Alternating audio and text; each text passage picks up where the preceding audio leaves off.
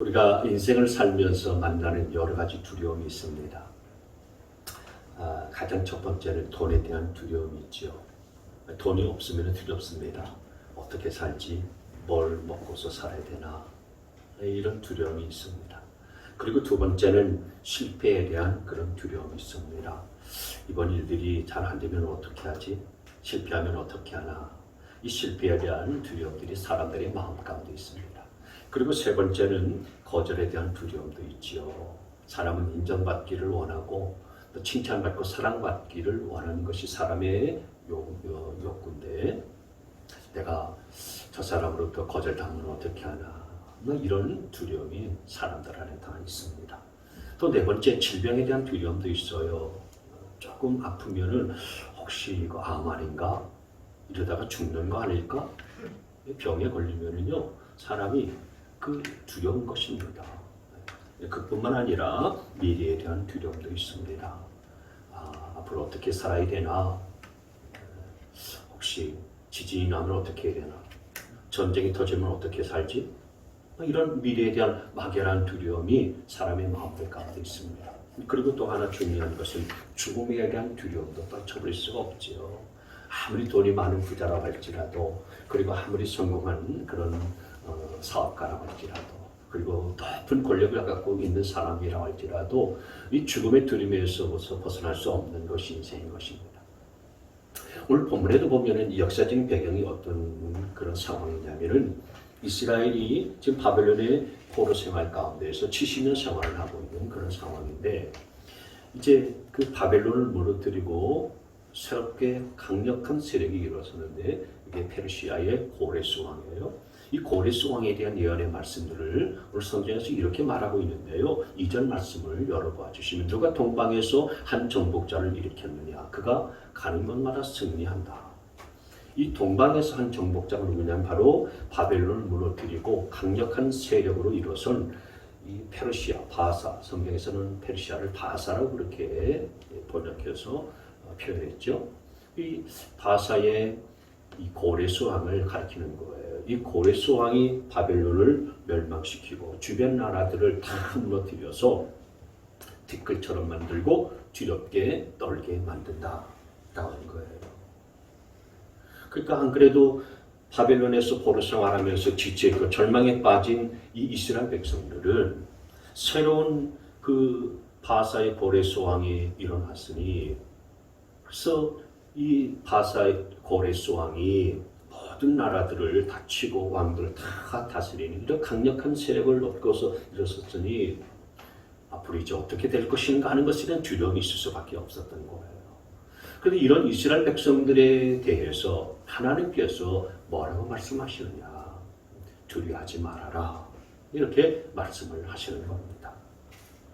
오늘 저와 여러분도 어떻게 하면 우리 인생에서 수시로 다가오는 이 두려움을 이겨낼 수 있을 것인가?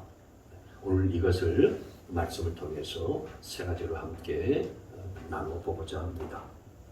첫 번째로 우리가 이 두려움을 어떻게 하면 이길 수 있는가? 그 비결은 하나님이 나와 함께 하신다는 사실들을 믿을 때에 그 두려움을 이길 수가 있는 겁니다.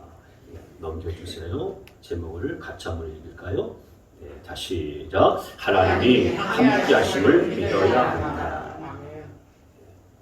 두려운 일이 일어났는데 내가 두려워하지 말아야지 한다고 해서 그 두려움이 물러가고 사라지는 거 아닙니다.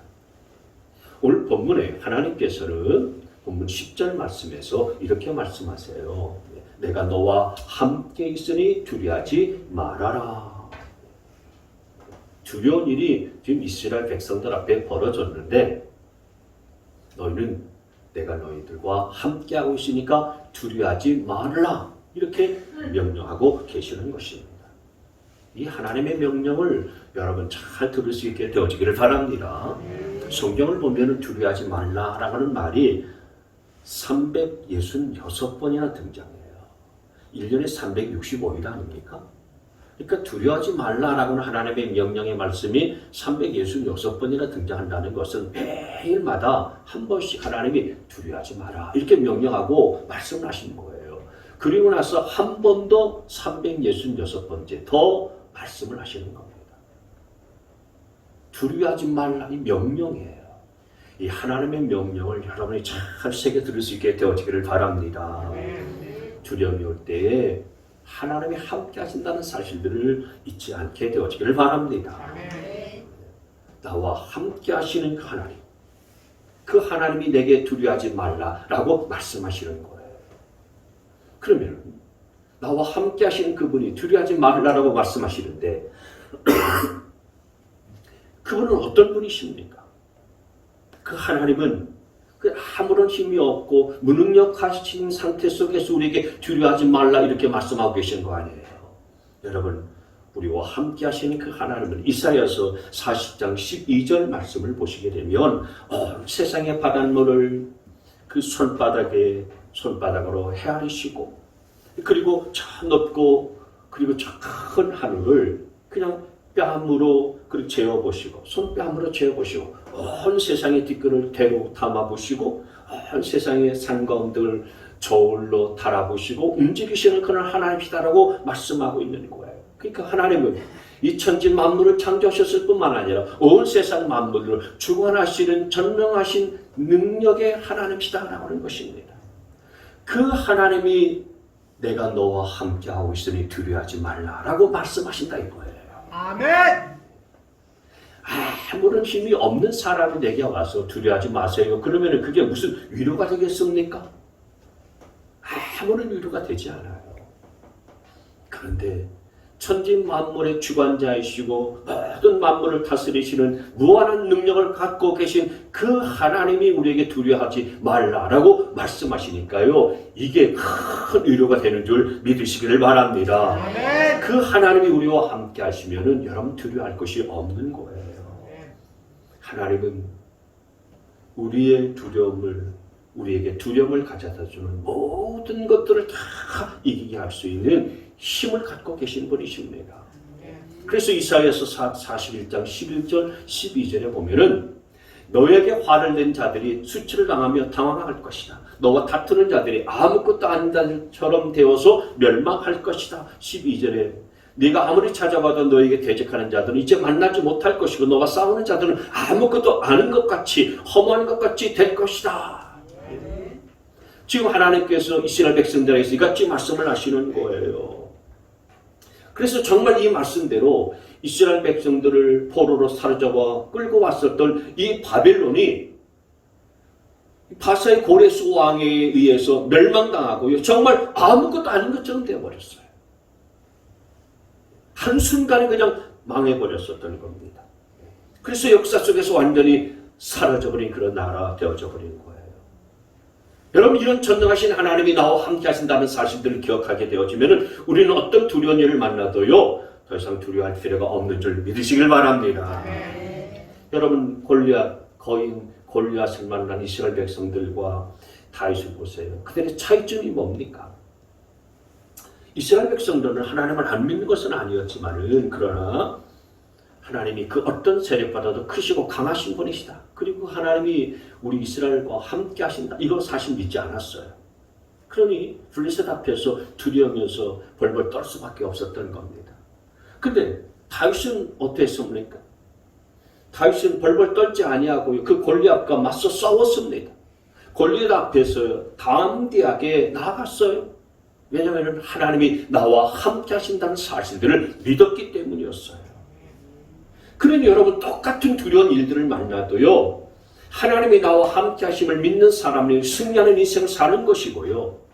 그리고 내 힘을 믿고 그리고 두려움에 사로잡혀서 두려움에 빠져버리는 사람은요 패배하는 인생을 살아갈 수밖에 없는 거예요.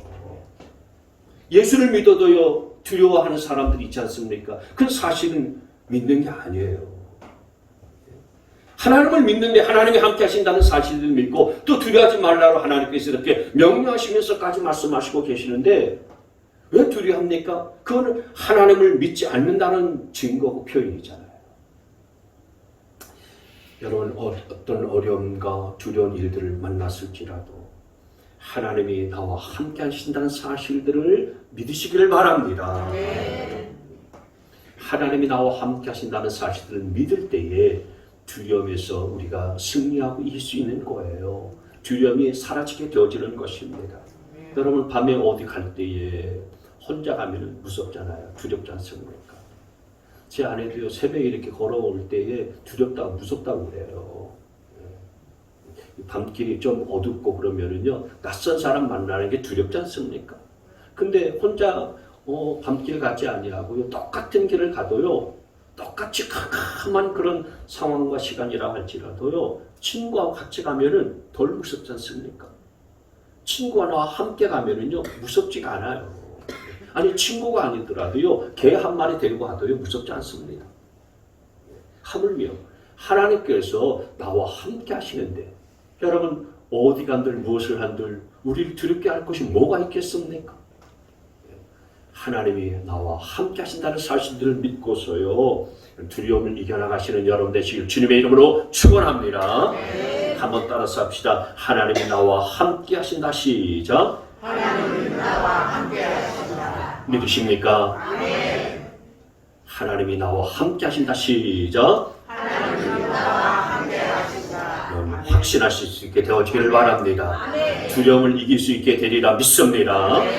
두 번째로 우리가 기억할 말씀은 두려움을 이길 수 있는 비결이 뭐냐? 하나님이 도와주신다는 사실들을 믿으셔야 됩니다. 같이 한번 읽습니다. 시작. 하나님이 도와주신다는 것을 믿어야 한다. 이 당시 이스라엘 백성들은 70년간의 포로 생활들이 계속 저지고 있기 때문에 삶의 의욕이 없어요. 하루 이틀이 아닙니다. 우리나라가 36년 동안 일제강점기 가운데 있을 때 얼마나 절망적이었습니까? 그 삶의 의욕도 없고요, 비전도 없고요, 소망이 없었던 그런 삶을 살았습니다. 아무런 기대도 없이 그저 하루하루 그냥 살아낸 것뿐이었어요. 죽지 못해서 사는 그런 인생이었습니다. 그러면서 마음속에는요, 다 절망에 사로잡혔었고요, 어두운 기운에 붙들렸었어요. 야, 우리가 이렇게 살아서 뭐 하나? 마지못해서 사는 인생이다. 벌레 같은 인생이구나. 참 지렁이도 밟으면 꿈틀꿈틀거리는데 우리야말로 그런 지렁이 같은 인생일 수밖에 없구나. 그러면서 자신들의 모습을요 참 그렇게 벌레와 같은 인생이라고 한탄하고 탄식하고 절망 속에 살았었던 그런 이스라엘 백성들이었거든요. 그래서 14절 말씀해 보니까 이스라엘 백성들 뭐라고 표현했냐? 지렁이 같은 야곱, 벌레 같은 이스라엘아, 이렇게 표현을 했었던 거예요. 그러니까 뭐 지렁이나 벌레 밟으면은요 아무 없이 그냥 죽어버리지 않습니까? 그냥 무능력한 그런 모습으로 누가 밟으면 그냥 죽고 누가 밀면 그냥 밀리고 이런 인생을 살아갈 수밖에 없는 이스라엘 백성들의 모습이었던 거예요. 당연하지 않습니까? 70년 동안 자유가 없이 포로 생활을 하고 있는데 그렇게 무능력한 존재일 수밖에 없었던 거예요. 그런데 하나님께서 오늘 여기 14절 말씀에 그렇게 지렁이 같은 야곱 그리고 벌레 같은 이스라엘이라고 할지라도 뭐라고 말씀하시냐? 두려워하지 말라, 내가 너를 돕겠다라고 말씀하셨어요. 정말 벌레 같고 지렁이 같은 그런 삶을 70년간 살아가고 있을 때 누가 우리를 도와주겠나? 누가 우리를 향해서 기대를 갖고 있겠나? 아무런 기대도 없고요. 도와줄 사람들도 아무도 없다고 생각했을 때에 하나님께서 내가 너를 돕겠다라고 그렇게 말씀하시고 약속하셨어요. 여러분은 예수님을 주님으로 모시고 구주로 영접하셨습니까? 네. 그러면 여러분은 하나님의 자녀예요. 하나님은 하나님의 자녀인 저와 여러분을 도우시는 줄 믿으시기를 바랍니다. 부모는 자녀가 아무리 어려운 일들과 어려운 순간들을 만날지라도 어떤 방법으로든지 간에 그 자녀를 도우는 게 부모예요. 자식이 위기에 빠졌을 때는요, 오히려 구경만 하고 있지 않냐고요. 무슨 방법으로든지 동원해가지고 뛰어가서 도와주려고 하는 것이 부모고요. 그렇게 돕는 것이 부모의 기쁨이고 부모의 즐거움인 거예요. 그게 하나도 귀찮은 일도 아니고요. 성가신 일이 아닌 것입니다. 부모 입장에서 자녀를 돕는 것은요, 정말 기쁜 일인 거예요. 하나님은 자녀된 저와 여러분들이 어떤 어려운 일 당하고 두려운 일들을 만날지라도 우리를 도우시기를 기뻐하시는 분이신 것을 믿으시기를 바랍니다. 그렇기 때문에 여러분, 지금 이스라엘 백성들처럼 우리가 생각하기에 스스로 야, 나는 내 인생이 왜 이렇게 벌레 같고 지뢰 같이 무능력한 인생인가? 혹시 이렇게 생각하는 분들 계십니까? 여러분 도와줄 사람이 아무도 없다라고 그렇게 한탄하면서 탄식하면서 살아계시는 분이 혹시 계신가요? 여러분 은행의 잔고가 다 떨어졌습니까? 여러분의 질병이 점점점 더 심각해지십니까?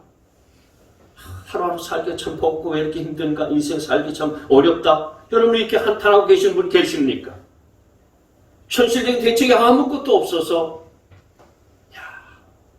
어떻게 살아내나?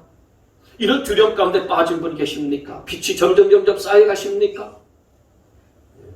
사람부터 버림을 받고 억울한 일들을 당하셨습니까? 괜찮습니다. 그런 거요. 그런 환경 상황 그거 괜찮아요. 왜요? 우리가 어떤 두려운 일들 가운데 빠져 있을지라도요. 우리를 능히 도우시고 우리 형편들 다 하셔서 하나님께서 내가 너를 돕겠다 하시기 때문인 것을 믿으시기를 바랍니다. 하나님이 내가 너를 돕겠다고 말씀하시는 거예요. 이스라엘 백성들이 이렇게 벌레 같고 쥐레 같이 무능력한 상태 가운데 빠졌어요. 두려움에 사로잡혀 있을 때 하나님이 내가 돌로 돕겠다 말씀만 하신 게 아니고 실제로 도우셨어요.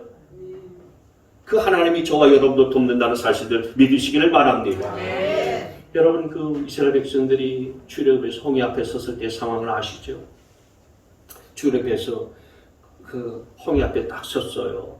그리고 그때 또 뒤에서는 애굽의 군사들이요 이스라엘 백성들 괜히 놔줬고 괜히 보내줬다 후회하면서 막 추격해 와가지고 죽이려고 그렇게 덤벼들지 않았습니까? 그러니 앞으로 갈 수도 없고 뒤로 어떻게 물러설 수도 없는 그런 상황이었어요. 그때 이스라엘 백성들이 다 두려워서 떨었습니다. 난리도 아니었어요. 그리고 모세에 대해서 원망하고 공격을 했었는데 왜 우리를 이런 광야에 끌어내가지고 이 홍해 앞에서 죽게 만드느냐 원망하고요. 모세에 대해서 불평하고 죽을 듯이 덤벼들었잖아요. 그때 모세가 뭐라고 얘기했습니까? 우리가 잘 아는 말씀대로 출애굽기 14장 13절 14절에 보면 이같이 말씀했어요. 두려워하지 마십시오. 당신들은 가만히 있어서 주님께서 하나님께서 오늘 당신들을 어떻게 구원하시는지 지켜보기만 하십시오. 하나님이 도와주시는 것을 보라는 거예요. 어떻게 도와주시는지 지켜보라는 것입니다. 여러분 이스라엘 백성들이나 모세나 똑같은 상황에 있었잖아요.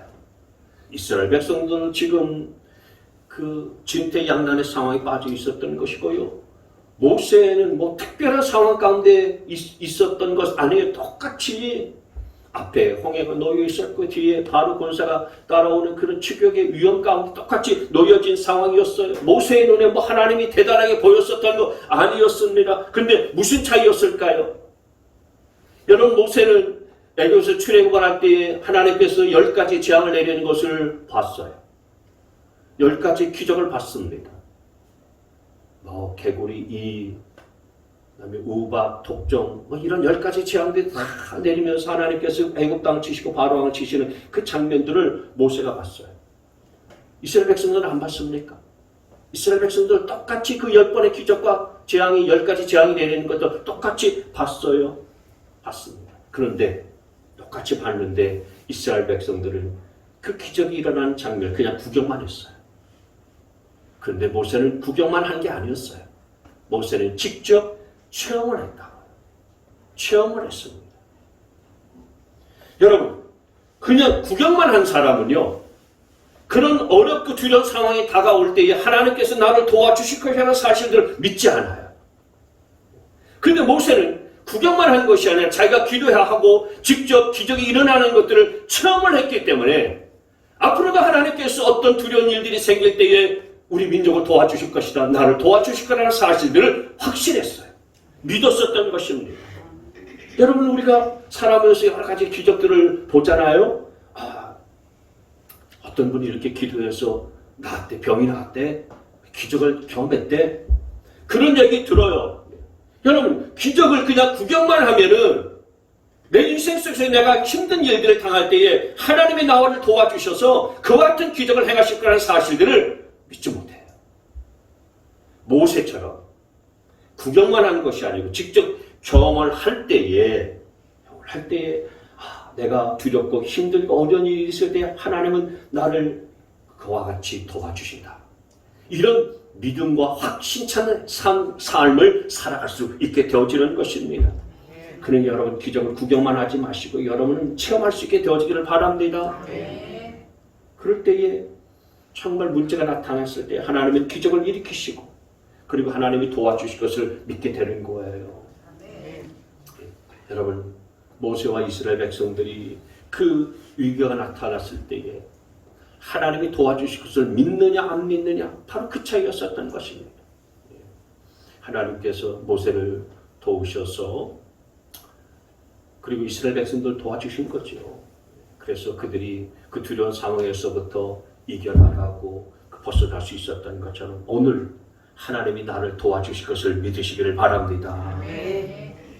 내 힘만으로 살아가는 사람들은 하나님의 도우심을 믿지 않기 때문에 초라한 인생을 살 수밖에 없고요. 반대로 하나님의 도우심을 믿는 사람은요 위대한 인생을 살아갈 수가 있게 될 줄 믿습니다. 하나님의 도우심을 믿는 사람은 어떤 두려운 일들이 닥치고 위기가 닥친다 할지라도요 불굴의 믿음 가지고서 그것을 극복하고 이겨나가게 될 줄 믿습니다. 미국의 어떤 한 남편이 직장에 출근했는데 직장 위에 흰 봉투가 놓여 있는 거예요. 책상 위에 흰 봉투 놓여져 있는 게 뭐겠습니까? 해고 통지서잖아요. 해고 통지서. 그러니까 아무런 설명도 없이요. 그냥 해고 통지서가 딱 놓여져 있으니까 마음속에 분노가 차오르는 거예요. 이럴 수가 있어. 내가 평생 이 직장과 이 회사에 얼마나 충성했는데 직장 상사에 대한 분노 그리고 회사에 대한 분노가 막 생겼어요. 그리고 자기 자신의 모습을 보니까 너무나도 초라한 거예요. 야, 내가 인생이 이렇게 여기서 끝나나? 이러면서 너무나도 초라해지고요. 그리고 좌절감과 절망이 생겼어요. 미래에 대한 두려움이 몰려왔습니다. 그 돈에 대한 두려움도 밀려왔어요. 가족들은 이제 어떻게 먹여 살려야 되나 하는 두려움도 몰려왔어요. 그래서 며칠 동안 집에 들어가지 않고 방황하면서 떠돌다가 며칠 후에 집에 들어가서 아내에게 염려, 근심, 걱정 다 포함해가지고 이 근심의 보따리를 아내에게 털어놨어요. 여보, 모든 게 다 끝났어. 나는 이제 더 이상 아무것도 할 수 없어. 나는 이제 죽는 날을 기다린 것밖에 아무것도 할 수 있는 게 없어. 그랬더니 이 아내가 좋아요. 그러나 한 가지 당신 해보지 않는 것이 있으니 그거 해보고서 죽든지 살든지 합시다. 그 남편이 그게 뭐냐고 물었어요. 그때 아내가 하는 말이 당신 다 해봤다고 말하지만은 하나님 앞에 나가서 그분의 도움을 구하는 것은 아직 하지 않았잖아요. 그래서 남편이 그 아내의 말에 감동을 받고서요. 마음이 움직였어요. 그래서 그 주로부터 아내와 함께 교회에 나가기 시작해서 하나님의 도우심을 구하면서 기도하기 시작했어요. 그래서 마음속에는 분노가 가라앉게 되어졌고요. 새로운 용기가 생겨났어요. 처음에는 작은 건축업을 시작했습니다. 건축업을 계속하는 동안에 하나님의 도우심을 계속 구할 때에 하나님께서 지혜를 주셨어요. 그때 미국의 레저 산업이 막 시작될 당시였어요. 레저 산업이 시작되니까 사람들이 여행을 다니고 놀러 다니니까요. 호텔 업계가 막 이렇게 세워지고 건축되어질 때에 가만히 호텔 여행 다니면서 호텔을 보니까 호텔에 참 술집도 있고 막 도박하는 카지노만 있는 거예요. 건전하고 건강한 그런 호텔이 없는 겁니다. 근데 기도하면서 하나님 앞에 간구하니까 하나님께서 지혜를 주시기를 정말 깨끗한 호텔을 지어보거라. 그런 마음에 감동을 줬어요. 그래서 술집 없고 도박장 없는 정말 깨끗한 단순하게 깨끗한 호텔을 하나씩 지었어요. 하나 지었는데 정말 잘 됐어요. 도박장이 없고 술집이 없으니까 사람들이 그런 걸 선호하는 사람들이 막 몰려드는 거예요. 그리고 가격도 확 낮췄어요. 그래서 이 체인이 돼가지고 2호점, 3호점 계속해서 생겼어요. 그 호텔이 뭐냐면 홀리데이 인이에요. 홀리데이 인. 유명한 그런 호텔 그 업계죠. 그리고 그 남편이 캐머스 윌슨이라고 하는 사람이었어요. 여러분, 두려운 일들이 여러분의 인생 가운데 생겼습니까? 절망하지 말고 좌절하지 말고 하나님 앞에 나아갈 수 있게 되어지기를 바랍니다. 하나님은 우리를 돕기를 원하시는 분이세요. 자녀인 저와 여러분을 하나님은 도와주시는 분이십니다. 도와주시되 겨우겨우 연명하도록 돕는 분 아니세요.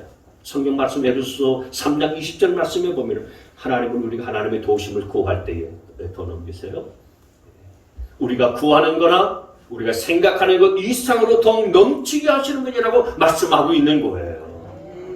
하나님 도와주세요 하면 그것만 도와주시는 게 아니고요. 하나님은 더욱 넘치도록 마치 이 케마스 윌슨이 하나 차렸더니 하나만 그냥 잘되게 하시는 것 아니었고요. 2호전 3호전 계속해서 이렇게 체인이 번성할 수 있도록 하나님께서 복을 부어주셨던 것처럼 하나님은 우리가 구하는 것과 생각하는 것을 더욱 넘치도록 능히 도와주시는 분이신 것을 믿으시기를 바랍니다. 이 돕는 하나님의 은혜로 여러분 두려움을 이길 수 있게 되시길 주의 이름으로 축원합니다. 세 번째로 두려움은 나를 향한 하나님의 선한 계획을 믿으면서 우리가 이겨나갈 수가 있어요. 같이 한번 읽습니다. 시작. 나를 향한 하나님의 선한 계획을 믿어야 된다. 오늘 여기 본문 15절 16절 말씀에 보시면은 이스라엘 백성들은 바벨론의 포로로서 겨우겨우 하루하루 버티면서 살아가고 있는데 그 이스라엘 백성들에게 하나님이 선한 계획을 말씀하고 계세요. 내가 너희를 날이 날카로운 새 타작기로 그렇게 만들어서 너희들을 고통스럽고 괴롭게 하는 바벨론 제국들을 멸망시키고 그리고 무너뜨릴 것이다. 마치 저 바벨론을 산을 쳐서 부스러기로 만들고 언덕을 쳐서 겨로 만들듯이 바람에 흩날리는 가루로 만들어버리고 부스러기로 만들어버릴 것이다. 너희들을 새 타작기로 만들어서 내가 그렇게 하겠다. 이 하나님의 선한 계획을 이스라엘 백성들에 말씀하시고 계시는 거예요. 처음에 이스라엘 백성들이 이사야 선지자를 통해서 이 같은 예언의 말씀들을 들을 때는요. 얼토당토 없다 이렇게 생각했어요. 그 말도 안 된다 그랬어요. 우리가 포로로 되어 있는데 어떻게 저 바벨론을 무너뜨리느냐. 근데 정말 하나님께서 말씀하신 그대로 바벨론이 순식간에 멸망당하게 되어졌었고요. 바사의 고레스 왕을 일으켜서 이스라엘 백성들이 70년간의 포로 생활이 다 끝나고 고국 땅 돌아가게 하는 그런 역사를 행하셨던 거예요. 여러분 두려운 일이 있습니까? 두려운 일이 생기고 터졌습니까? 그런 두려운 일을 통해서 하나님께서 나를 향한 선한 계획을 갖고 나를 하나님께서 사용하시려고 하시는 계획이 있다는 사실들을 기억하시기를 바랍니다. 이런 두려운 일들, 이런 고난들, 이 힘든 일들 이것을 통해서 내가 망하는 게 아니야. 내 인생 끝나는 거 아니다. 하나님께서 나를 이 과정을 통해서 훈련시키시고 하나님의 무기로 쓰실 거야. 하나님의 무기로 날카로운 타작기계로 하나님이 나를 사용하실 거야. 그래서 나를 두렵게 만드는 것들을 물리칠 수 있는 강한 용사로 나를 사용할 거야. 이거 믿으면은 우리 안에 두려움이 떠나가게 되고요. 승리하게 될 줄 믿으시길 바랍니다. 그래서 여러분, 하나님은 우리를 향한 선한 계획이 다 있으세요. 실패하면은요, 모든 계획이나 모든 꿈들과 비전들이 다 사라지지 않습니까? 근데 하나님은 우리를 향한 계획들을 갖고 계시다고요. 그래서 에베소서 2장 10절 말씀에 이렇게 말씀했어요. 에베소서 2장 10절 더 넘기세요. 우리는 하나님의 작품입니다. 선한 일을 하게 하시려고 하나님께서 그리스도의 안에서 우리를 만드셨습니다. 하나님께서 이렇게 미리 준비하신 것은 우리가 선한 일을 하며 살아가게 하시려는 것입니다. 여러분, 하나님께서 왜 우리를 만드셨나? 선한 일을 하게 하시려고 만드셨다라고 그렇게 말씀을 했어요. 두려움에 짓눌려서 떨면서 그 좌절에 빠져서 살도록 그런 만든 존재가 아니다라는 거예요. 우리는 하나님의 선한을 위해서 만들어진 존재인 것들을 믿으시기를 바랍니다. 내가 어떤 일에 실패하고 어떤 두려운 일이 닥치고 어떤 고난이 내 앞에 있을지라도 하나님의 이런 선한 계획들을 우리가 믿으셔야 되는 거예요. 1864년에 목사가 되겠다라고 자원했었던 한 젊은이가 신체 검사를 하는데 의사가 말하기를 당신은 목사가 되어서 목회를 할 수 있는 그런 건강 상태가 아닙니다. 그러니 신학 포기하고 요양이나 잘하세요. 그런 진단을 받았어요. 그래서 병원에서 나와가지고 이분이 나는 병들어 죽기 위해서 이 세상에서 살아가고 존재하는 거 아니다. 나는 비록 죽더라도 내게 맡겨진 사명, 복음을 전하는 일들을 감당하고 죽겠다. 그러면서 계속해서 신학을 공부하고 목사가 됐어요. 그러면서 병으로 죽을 것을 바라보지 아니하고 그것 때문에 두려워하지 아니하고 힘써 복음을 증거하다가 나중에 84세까지 살다가 천국 가셨는데, 이분이 누구냐면 구세군의 창설자인 구세군. 연말연시 되면은요, 그 자선남비하는 그 구선남비의 창시자인 윌리엄 불스 목사님이세요. 이분이 그런 얘기를 했어요. 넘겨보세요. 젊었을 때의 의사가 나를 버렸으므로 나도 의사를 버렸다. 그리고 전능하신 하나님만 의지하기로 했다. 이 믿음이 오늘까지 나를 지켜 주었다. 그래서 의사는 자기를 버리고 그냥 요양이나 잘 하세요. 목회 못합니다. 그랬지만 84세까지 목회하면서 복음을 증거하다가 하나님께 부르심을 받아 간 거예요. 여러분을 향한 하나님의 선한 계획이 있다는 사실을 분명하게 믿으시기를 바랍니다. 내 인생 한두 번 실패했다고 해서 거기서 인생 끝나는 거 아니에요. 하나님이 여러분을 향한 또 다른 계획이 있다는 사실들을 믿으시기를 바라요.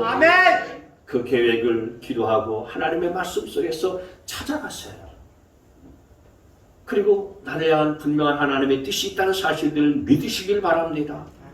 그거 믿으면은요, 두려움을 이겨나갈 수가 있게 되어지는 거예요. 두려운 일들의 내 에너지 다 소모하고 쓰지 말고요, 하나님이 나를 향한 새롭고 선한 계획이 있을 거예요.